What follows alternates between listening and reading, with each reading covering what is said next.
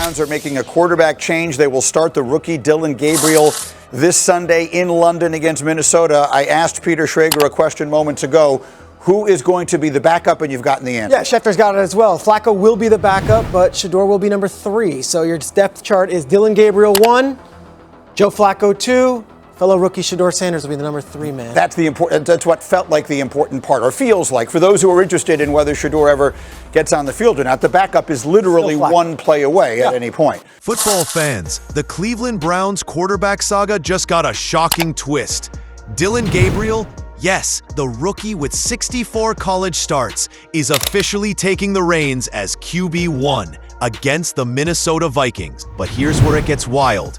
Shedeur Sanders, the quarterback so many expected to rise into the spotlight, has been pushed all the way down to QB3, sitting behind not just Gabriel, but also veteran Joe Flacco. This decision has fans buzzing, analysts debating, and conspiracy theories swirling.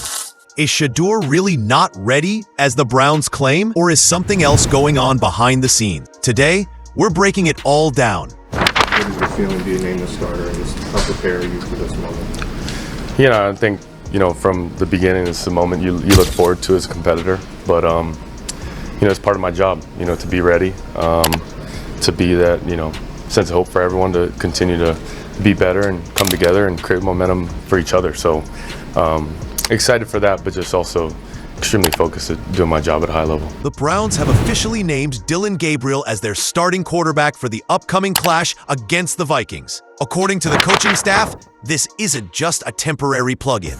Gabriel has reportedly impressed the organization with his work ethic, football intelligence, and sheer determination during practices.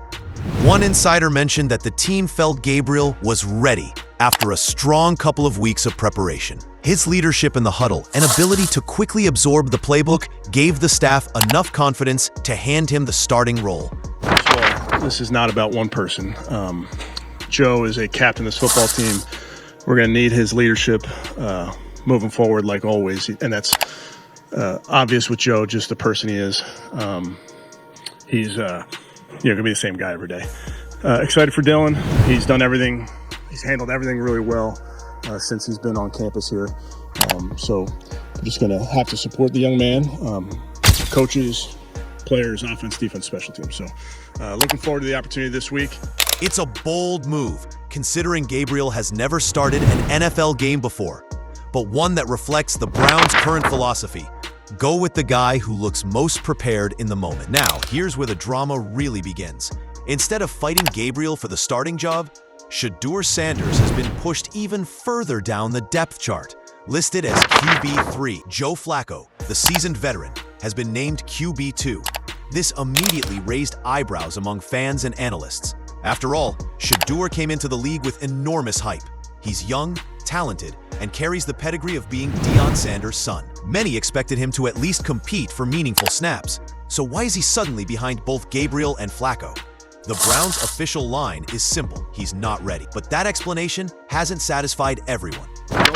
No team in the NFL wants their third-string quarterback to be going viral for anything inside of the locker room. So I don't know what the reasoning is behind him doing the interview and not saying any words and just mouthing. I don't know if it's purely he made a bet with somebody in the locker room and look how I handle these interviews, but I think there's a maturity to it that you got to grow up in the league. You may not always have the circumstances you anticipate or the ones that you want, but I don't think that those are the actions that you want possibly your future starting quarterback in the NFL to have at any point throughout the course of their career. The big debate surrounding Shedeur Sanders is this: is he truly not ready, or has the team failed to give him enough opportunities?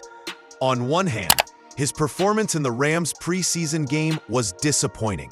He looked uncomfortable, struggled to read defenses, and failed to move the ball effectively. For many coaches, that was a red flag. On the other hand, critics argue that the Browns haven't invested enough time in developing Sanders. By burying him on the depth chart, they're denying him the live reps he desperately needs to grow into an NFL quarterback. This lack of competition hurts both quarterbacks, Gabriel and Sanders.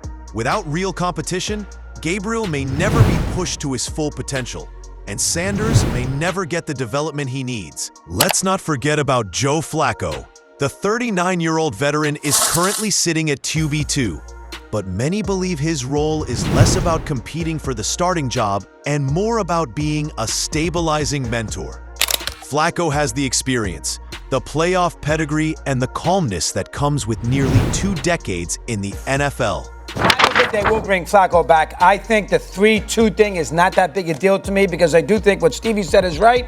I think by the end of the day, unless Gabriel is Brian Sipe, I think at the end of the day, you will see Shedeur play some this year. I think by the end of the year, you, me, and Stevie, and everybody who cares will have an idea if the quarterback of the future on the Browns is on the roster. Yep. And I think he'll give both a chance to show what they can do in the next 13, 14 weeks. So what's next in this quarterback roller coaster?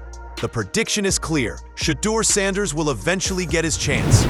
It may not be this week, it may not be next week, but sooner or later, injuries, inconsistency, or poor performances will open the door for him. Whether it's Gabriel going down with an injury, struggling to keep pace with NFL defenses, or the coaching staff simply deciding to shake things up, Sanders' moment will arrive. And when it does, the pressure will be enormous. Because by then, fans will be desperate to see if he can live up to the hype. Dillon Gabriel is getting his shot as QB1, and the Browns believe he's prepared. The offensive strategy will lean on the run game, quick passes, and defense. Shedeur Sanders has been pushed down to QB3, but his story is far from over.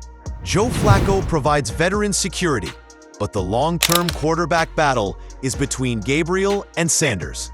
This quarterback shuffle could define the Browns' season.